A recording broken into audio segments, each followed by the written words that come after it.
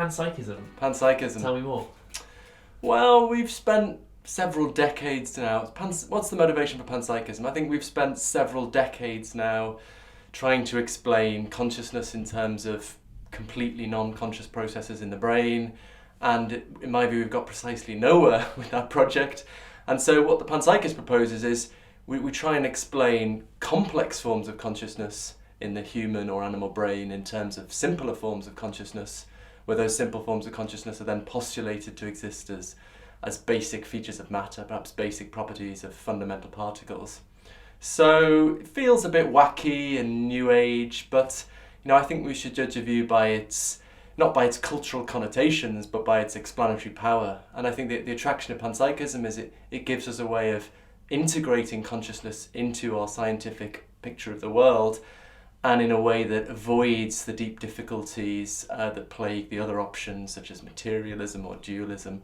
So I think that in itself gives us, at the very least, strong reason to take this view very seriously indeed. Can you talk more about the fallacies of materialism? Fallacies of materialism. One is the fact that physical science works with a purely quantitative vocabulary, whereas consciousness is an essentially qualitative phenomenon, simply in the sense that it involves qualities. So if you think about the redness of a red experience, or the sweet smell of flowers, or the taste of coffee, you simply can't capture these kind of qualities in the purely quantitative vocabulary of physical science. And indeed this was well understood by the founder of physical science, Galileo. So Galileo only intended physical science to be a partial description of reality. He hoped that it could capture the mathematical features of reality, but he never dreamt that it could capture the qualities of consciousness, which he believed resided in the soul. So a lot of people have this argument, physical science has done so well, this ought to give us great confidence that it'll one day solve the problem of consciousness. But my response is, no, physical science has done so well specifically because it was never designed to deal with consciousness. So from the very start, Galileo kicks things off by taking consciousness outside of the domain of scientific inquiry, and thereby giving physical scientists a more manageable task. So I think that's another way of looking at the difficulty is the clash between the subjective and the objective. So I think physical science tries to give a completely objective description of reality. As I say, a description of reality that could be grasped by anyone, no matter what your life experience. So there might be aliens who visit us from another planet, and they have very different sensory organs and very different kind of experience of the world. And maybe they couldn't understand our music or our art because of that. But if they're intelligent enough to understand mathematics, they could get our physics. So that's what we try to give a completely, as Thomas Nagel put it, physics tries to get the view from nowhere. Whereas consciousness is an essentially subjective phenomenon. So you can only understand someone's consciousness if you can take on their perspective. So a blind neuroscientist, no matter how much they know about what's going on in the brain when someone sees colours, they'll never know what it's like to see colour because they can't adopt the perspective of a sighted person. Or to use a famous example again from Thomas Nagel, no matter how much we know about the neurophysiology of bats, we'll never know what it's like to be a bat because we can't take on the perspective of a creature that echolocates their way around the world. So I think at the end of the day, materialism always ends up inevitably just denying the existence of consciousness, arguing that there aren't really these kind of subjective qualities. There are really just the objective, quantitative properties of physical science. So I think, that's really the problem with materialism, I think. Turning to dualism, so I take dualism to be the view that consciousness is a property of the immaterial soul outside of the physical workings of the body and brain. Fortunately, this view is hopeless too. So I think we now have... I think the problem is, if there was an immaterial soul interacting with the brain every second of waking life, sending signals to raise our arms and move our lips, that would certainly show up in our neuroscience. Right? There would be all sorts of things happening in the brain that had no physical cause. It would be like a poltergeist was playing with the brain. And we just don't find that. So I think neuroscience gives us a strong and ever-growing case that consciousness is located in the brain rather than the soul. So this is a problem, right? So when I studied philosophy in the dying embers of the 20th century, we were taught that there were two options on consciousness, right? Either you think physical science can explain it, in which case you're a materialist, or you think it's non-physical, in which case you're a dualist. And I think philosophers have come to see that, both of these options are pretty hopeless. And so, more and more in the past 5 to 10 years, I'd say more and more philosophers and some neuroscientists are turning to panpsychism as our best hope for making progress on consciousness. What's the strongest argument against panpsychism? What's the thing that you run up against most? The weakest argument, and then I'll get to the strongest argument, I think the weakest argument against panpsychism is, which is probably the most common, is, it's just weird. It's just kind of too weird to think that particles have consciousness, or it's got a kind of new age feel to it. But I mean, I just think this really isn't a serious objection. Plenty of our best scientific theories are wildly counter to common sense. The view that time slows down when you travel faster, the view that particles can be in an indeterminate between two locations. But I think probably what is generally agreed to be the strongest argument is the so-called against panpsychism. What is generally taken to be the strongest argument against panpsychism is the so-called combination problem. So this is the difficulty of how we get from little conscious things like particles to big conscious things like brains. So this is a very serious problem. And there's a lot of energy currently being expended to try and make progress on this. There are people exploring integration of information, people trying to rethink the nature of spatial relationships or part-whole relationships. Some people think... 2 minutes. Sorry, keep going. Okay, maybe I'll go back a bit. So there are people thinking about the integration of information, people thinking about whether we can rethink the nature of spatial relationships or part-whole relationships, people thinking whether we can think of this as a more general aspect of the problem of the unity of consciousness. So I think there's lots of very interesting ideas, and there's real hope that we can make progress on this. So it's not that panpsychism offers us a complete finished theory of consciousness. I think it's still very early days in the science of consciousness. But to my mind, the problems faced by the panpsychist look to be much more tractable than the problems faced by either the materialist or the dualist. So it looks to me just looks like a more promising research program, and it doesn't have to be either or. Sometimes materialists talk as if we shouldn't be doing anything else but trying to get a materialist solution of consciousness, and everyone else is holding back scientific progress. But we can let 1,000 flowers bloom, and see what happens, see what can be worked out. What is consciousness? Well, I mean, it's a vast question. I think consciousness is the realm of possibility. And you can't know about possibilities unless they're in a conscious space. I think minds are containers of possibility. Possibilities are not physical facts. They're just possibilities, and they can only exist in something like an imagination. I think our conscious minds are, that's what they do. They're to do with choices among possibilities. Our unconscious minds are about habits, things that we just do automatically. We don't need to think about them. And I think all minds really are spaces of possibility, even the mind underlying the cosmos. So I think of minds in general as conscious spaces or realms or containers of possibility. Are you not on the road there to panpsychism? What do you think of panpsychism? There's some panpsychists here. What do you think? Oh, I'm pro-panpsychism. I just think most panpsychists don't go far enough.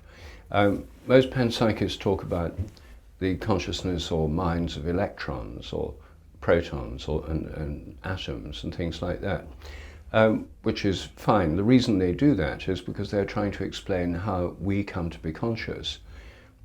Standard materialism is the doctrine that matter's unconscious, the whole universe is unconscious. And then they have the problem, okay, well, if everything's unconscious and everything's made of matter, including our brains, how come we're conscious? So then they have to say, well, the consciousness somehow emerges out of complex arrangements, but how can something totally different from unconscious matter emerge? That's called the hard problem in the philosophy of mind. So to get out of that, some panpsychists, some materialists have become panpsychists by saying, okay, well, let's have a little bit of consciousness in electrons and atoms and things.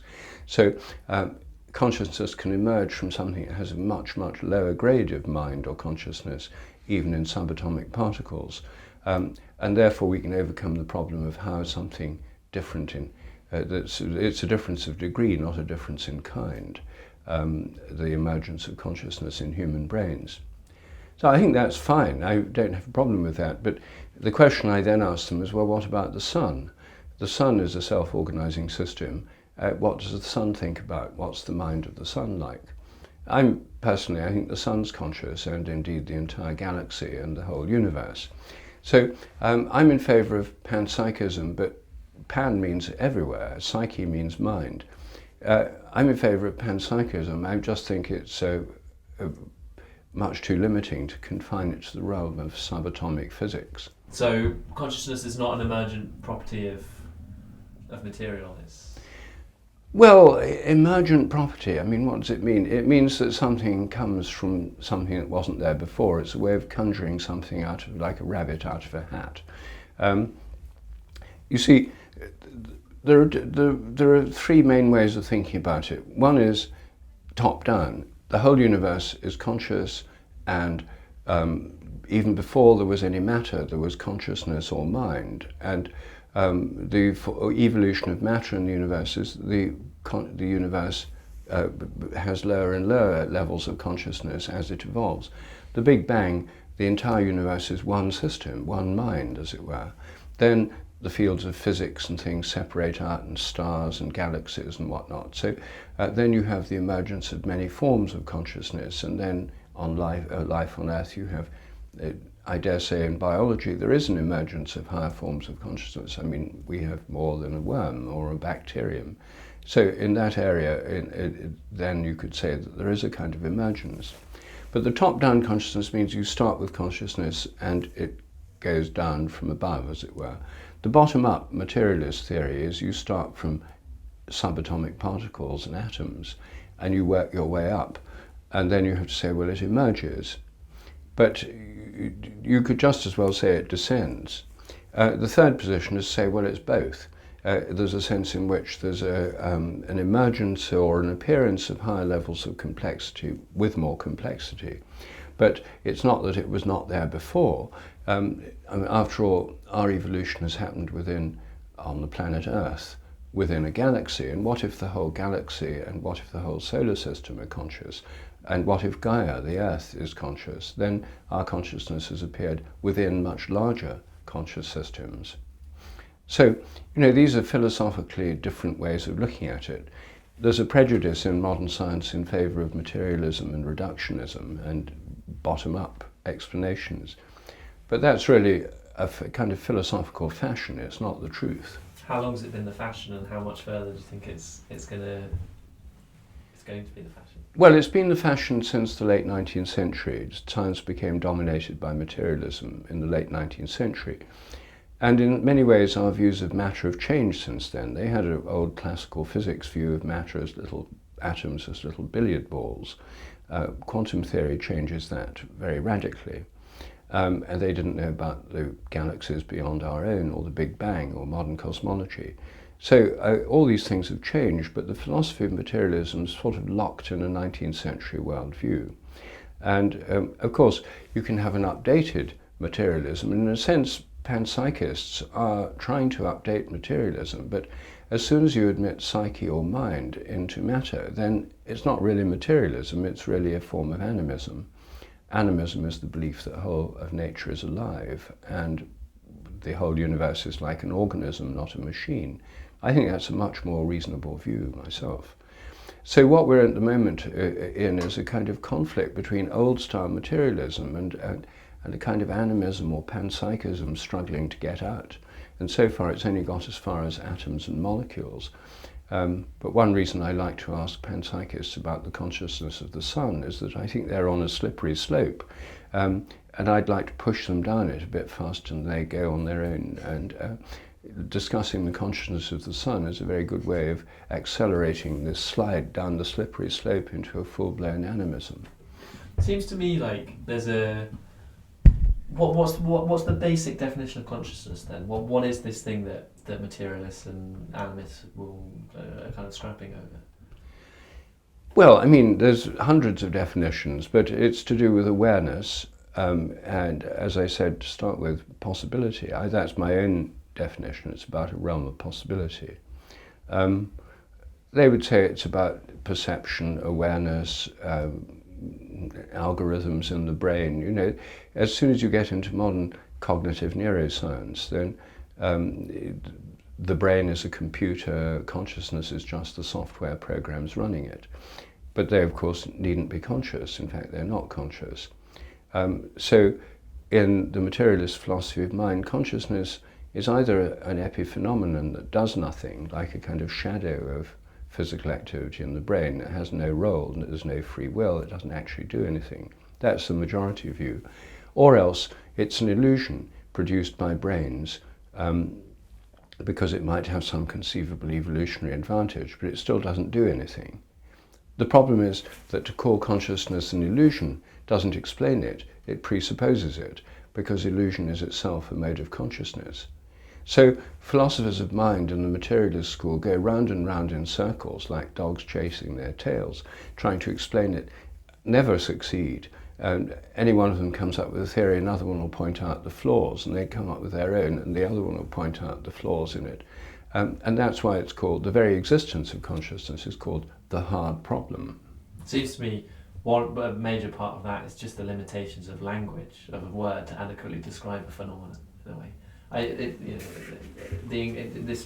The hard problem is, will show many things, but one of it is just how limited English or language is to describe stuff. I don't think the problem with consciousness is a problem of language. I mean, language itself, of course, is a product of consciousness. And language is inadequate to explain many things, including the ultimate nature of reality, the beginning of the universe, and so forth. But I don't think the problem is with language. I think the problem is with worldviews. And do you have a worldview that's essentially an atheist, materialist worldview? There is no God, there is no consciousness out there, the universe is unconscious, it's purposeless, meaningless, everything's happened by chance or accident. The laws of nature have no particular reason to be one way or the other, we just live in a universe where they happen to be right for us. Evolution is a matter of blind chance mutations and blind natural selection. That's a worldview that says that consciousness has just emerged in our brains and doesn't actually do anything, also that we don't have free will. A deeply depressing worldview, and I think that when you have whole societies based on it like ours, what you'd predict is that lots of people would suffer from depression, and the facts actually bear that out. If you think you live in a meaningless world where your mind is just in your brain and is nothing more than what's happening inside your head, not truly related to anything else, deeply depressing. Whereas if you think that consciousness is primary, that we live in a universe that's purposeful, that our minds are part of something much greater than ourselves, that mystical experiences connect us with greater minds than our own, they're not just serotonin levels changing inside our brains, then you have a completely different view of the universe. It's not just a matter of language. Panpsychism I find really odd. I mean, I see things that are coloured. I'm not tempted to think that means that fundamental particles must have colour. I see things that are alive, but I'm not tempted to think that therefore some particles must have the life property. Things in aggregate, interacting lots, behave in novel ways compared to how the parts on their own behave. We see that all the time. You see that even in a pile of sand, which will have characteristic shape of slope, and when it builds up, and then there'll be an avalanche, and it will shift back into that shape. It's an emergent property of lots and lots of grains of sand. It's not a property of any individual grain of sand. Now, one was not tempted to say, but that means every grain of sand must have a kind of heap property that it brings with it to the heap, right? The heap is what you get when you put all the sand together. So why on earth would you think that you have to say electrons are consciousness for very, very complicated systems of material things to be conscious, any more than you'd have to say that, for there to be wetness, there has to be kind of wet molecules. The things that we perceive the world to be like might be artifacts of our interaction with the world and our experience. We don't need to think that the things have those properties independently of us. We need to understand how, given the properties they have got independently of us, through interaction with us and the nature of our minds, we can perceive them to be in certain ways. And that's what we now think. We're not tempted to think that sweetness as we experience it is in sugar. So I don't understand why you wouldn't say the same thing about consciousness. I mean, I'll give you another example. I think that there can be moral properties, but I'm not tempted to say, though, in order for that to be true, there have to be little good and bad electrons. It's an emergent property of the world, given life and sentience and the possibility of suffering and social groups and so on, that we then get morals, and there can still, within that framework, you can say, yeah, there's moral facts. There's stuff about what's right and wrong. You don't need to build that into the sort of foundations of reality at the particle level, do you? I mean, why? I don't see it's motivated at all. What the right thing to say is that consciousness is an emergent property that only arises in, at the moment, living systems, but maybe other kinds of systems. They have to be very physically complicated. And we know that life is an emergent property of very physically complicated things. Consciousness isn't an all or nothing thing. I think there's a tendency among these popular debates of people who talk about consciousness, but they don't distinguish sentience, experience, consciousness, self-consciousness. So if I think about a spider, it's got a primitive sentience, it's got perception. Is it conscious? Well, maybe a bit, you know. And then you start thinking about layers and layers and layers, and then you can get the idea of, okay, I can sort of understand how there could be human consciousness arising out of matter, because it doesn't just, it's not like there's just billiard balls and consciousness. There's this incredible complexity of layer on layer in between the two. There's a historian of ideas, Lynn White, who argued toward the late 1960s. He wrote a piece called The Historical Roots of Our Ecological Crisis. And what he was saying was that the problem with ecology dates back to the overcoming of paganism by monotheism. And he says, you know, in a pagan world, if the rocks are alive, if the trees are alive, if the rivers have personalities, you can't just take them, right? You can't just cut the trees down with impunity if they're spirits, if they're living things. You can't just remove mountaintops if the mountain is a sacred living being. You have to at least ask a river before you pollute it, right? But he says that the problem with the triumph of monotheism is that what monotheism does is it reserves all agency and all life for conscious beings, God and then humans who are made in God's image. Everything else is just dead matter. Animals, you just use them with impunity. Rocks, rivers, trees, who cares, right? So I'd like to think about if we are thinking about rocks, rivers, trees, bacteria, mushrooms as animate, as getting stuff done, as in some way having agency and even maybe personality, which is what a lot of animists teach us, that they have personalities. I think it would be a lot harder to, say, frack the earth for natural gas. If that earth were a living, animate thing, and perhaps even sharing in what we think of as divine.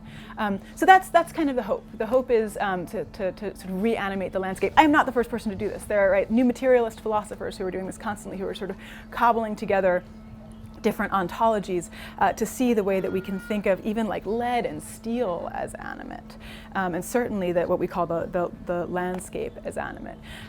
What I'm trying to argue is that we can use this work to start also tearing down the concept of divinity as, again, enshrining the importance of humanity and sort of human comfort over everything else.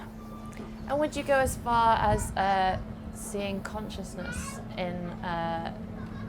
in all beings, in the rocks and the rivers? Right, so here's the thing. Yeah, I guess I could say yes, but then I get worried about consciousness, because consciousness is the thing that we have, is the power, the faculty that we've traditionally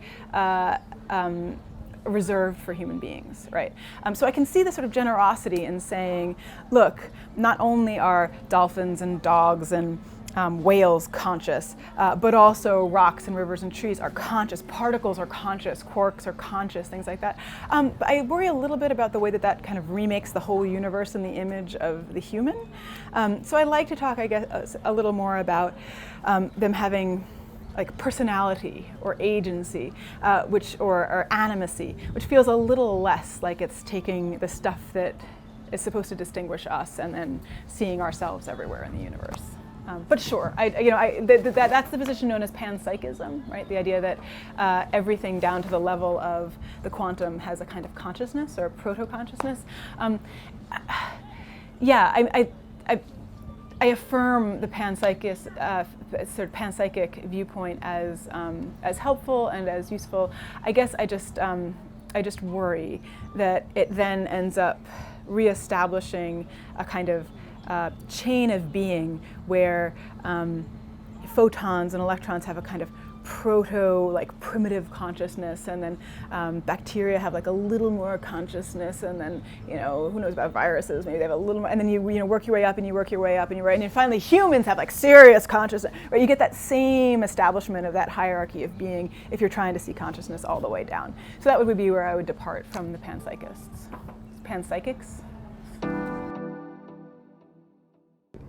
What I'm doing as a scientist is I'm suggesting that, well, I'm trying to understand a specific scientific problem, which is, for me, it's called the hard problem of consciousness.